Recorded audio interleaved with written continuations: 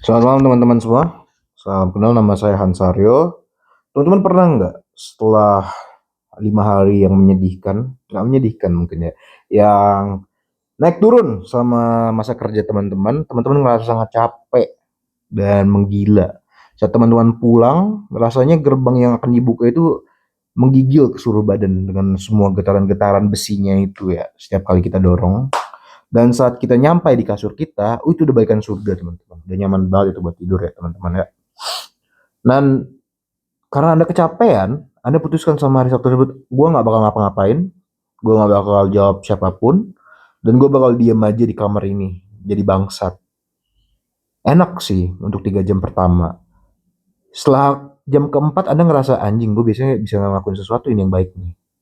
Setelah jam kelima, Anda ngerasa, ah sialan, ah udahlah, doom scrolling aja deh sampai malam, akhirnya sampai jam 4 pagi, dan akhirnya pada hari Minggu, teman-teman bangun jam 2 siang. Mungkin ini bukan berlaku di teman-teman, tapi ini yang saya laluin pada saat itu ya.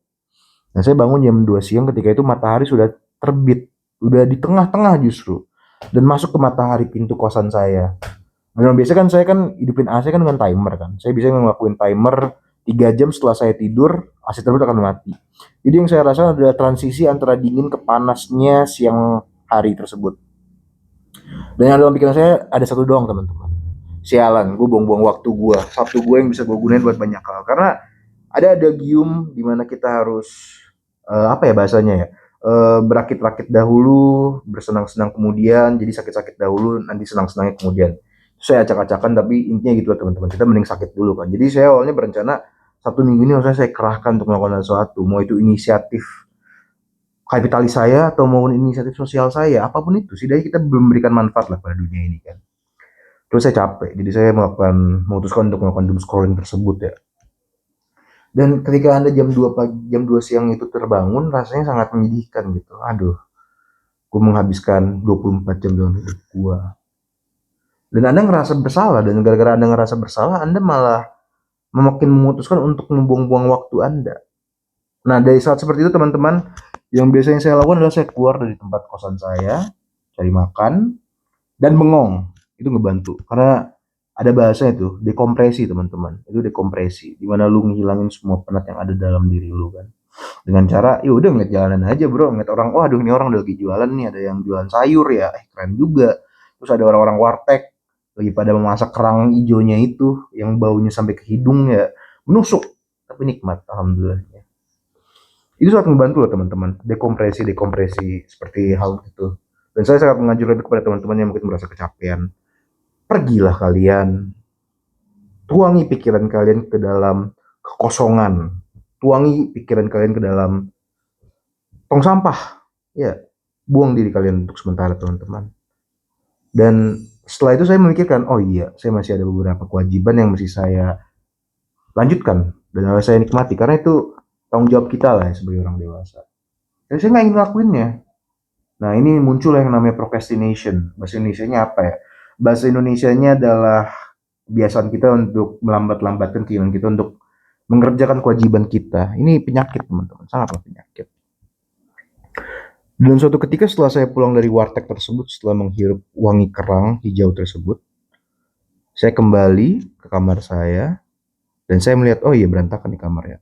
Saya bersihkan kamar itu, saya rapi-rapikan meja saya simpan semua baju-baju saya yang selama 5 hari tersebut terkeor-keor, saya simpan di wadah. Terkeor kan bukan bahasa Indonesia teman-teman, tapi ya itu bahasa yang bisa saya ekspresikan lah untuk menggambarkan apa yang saya lalui pada saat itu. Kemudian saya ngeliat kamar mandi saya, lembab, tak kena angin, dan bau. Saya jujur-jujur aja anaknya sebenarnya agak pembersih sih. Dan saya nggak suka ngeliat hal-hal kayak gitu ya. Walaupun bentukan saya kayak setan, tapi saya anaknya lumayan pembersih. Nah kenapa ya? Karena mungkin karena ibu saya emang orangnya agak atentif sih terhadap hygiene, terhadap higienisme dalam lingkungan rumah tangga. Alhamdulillahnya itu terbawa kepada saya. Dan yang bisa saya lakukan teman-teman ketika melihat itu adalah saya membuka baju saya sekali untuk mandi, dan lalu saya membawa sikat dan memakai sabun badan saya untuk menggosok setiap senti dari kamar mandi tersebut. Nggak tahu ya, tapi tiap kali menggosok kamar mandi ya, yang saya rasakan tuh adalah rasanya nyaman gitu. oh jadi gini mungkin ya kalau misalnya gue kerja sebagai seorang pembersih kali ya. Ini keseharian akan saya lakuin gitu. Tiap kerak-kerak yang ada dalam kamar mandi tersebut, semua kerak-kerak hitam, apa ataupun jamur-jamur lama, ataupun ya semua-semua itulah teman-teman. Semua noda yang ada di situ, kita bersihkan dengan jari jemari kita dengan perlahan demi perlahan. Rasanya kayak mengkurap suatu hal yang menjijikan menjadi suatu hal yang bersih gitu. Kita merestorasikan keadaan yang seharusnya itu bersih tanpa adanya gangguan manusia, tapi karena ada penggunaan manusia harus kita rawat selalu teman-teman. Dan saya itu sangat nyaman sekali. Dan jujur aja itu sangat berakibat kepada mood saya dan kondisi psikologi saya selama seharian tersebut. Dan saya penasaran teman-teman, kok bisa ya kayak gini ya? Kenapa pekerjaan yang menyedihkan seperti membersihkan kamar mandi, menghilangkan bau itu menjadi wangi, itu sangat membantu ya teman-teman. Dan setelah saya coba pelajari dan saya telusuri, ada beberapa jurnal yang ngatain emang itu sangat ngebantu. Karena salah satunya adalah perubahan sensori, teman-teman. Teman-teman mungkin punya cita-cita yang tinggi ya, tapi ada suatu hambatan dan rasa takut yang teman-teman alami sehingga teman-teman menghindari untuk melakukan eksekusi, bahasa jijik banget, tapi melakukan tindakan untuk menanggapi cita-cita teman-teman tersebut kan. Saya sangat menyarankan pada teman-teman untuk membersihkan kamar mandi kalian. Apalagi kalian yang cowok-cowok ya, biasanya kamar mandi jijik banget. Ada jembut di mana-mana, lu buang ludah di mana-mana, lu buang ingus di mana-mana. Lu kalau misalnya ada orang tua lu atau nggak misalnya pasangan lu ke kamar mandi, lu nggak rasa malu apa? Apalagi temen lu dah. Lu kan rasa sama cowok ya, ya udahlah toleransi ya. Tapi itu nggak bisa toleransi teman-teman. Itu menjijikan, jujur-jujur aja menjijikan ya. Dan saya ingin mengajak teman-teman untuk membersihkan toilet teman-teman, kamar mandi teman-teman. Itu bahasa Indonesia. Gini teman-teman, kenapa itu sangat membantu? Kalau berdasarkan jurnal itu tuh, coba saya baca ulang ya. Kalau berdasarkan jurnal itu tuh, ini dia, perubahan sensori yang awalnya kotor, rasanya hilang semua. Terus satu lagi teman-teman, itu sangat mudah untuk dikelola kamar mandi itu. Anda hanya perlu menginvestasikan waktu 30 menit dan kamar mandi Anda akan sangat wangi dan bersih. Dan secara nggak langsung teman-teman itu kayak metafora gitu. Anjir. Ini analisis kampungan saya ya. Tapi oh ya terkait jurnalnya mungkin saya akan kaitkan dalam deskripsi ya. Siapa tahu teman-teman ingin baca lebih lanjut ya. Ada 3 jurnal ya yang bisa teman-teman baca untuk mendukung hipotesis saya ini. Hipotesis saya adalah ini metafora teman-teman. Sebetulnya yang kita lakukan itu dalam pembersihan kamar mandi itu adalah pembersihan diri kita sendiri teman-teman. Kita menghilangkan noda-noda yang ada dalam kehidupan kita untuk kita menjalani fungsi kita. Begitu. Itu yang saya rasa sih teman-teman sih.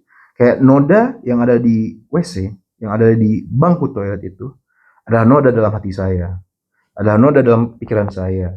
Dan mungkin ini juga ya kenapa agama Islam sangat mementingkan kebersihan sebagai iman ya. Karena bersih itu nyaman teman-teman, dan rasanya natural, rasanya alami sekali bersih itu. Kotor juga mungkin alami ya, tapi dalam kekotoran tersebut kita bisa terlena teman-teman. Kita jadi meniadakan apa ya, fungsi kita sebagai manusia, sebagai seorang khalifah di dunia ini. Atau ya, ini pemikiran saya aja sih teman-teman ya, mungkin agak jauh ya, tapi intinya yang pengen saya ucapkan adalah bersihin kamar mandi teman-teman semua di sini. Itu sangat membantu teman-teman, jujur sangat membantu. Oke, sekian dari saya, terima kasih.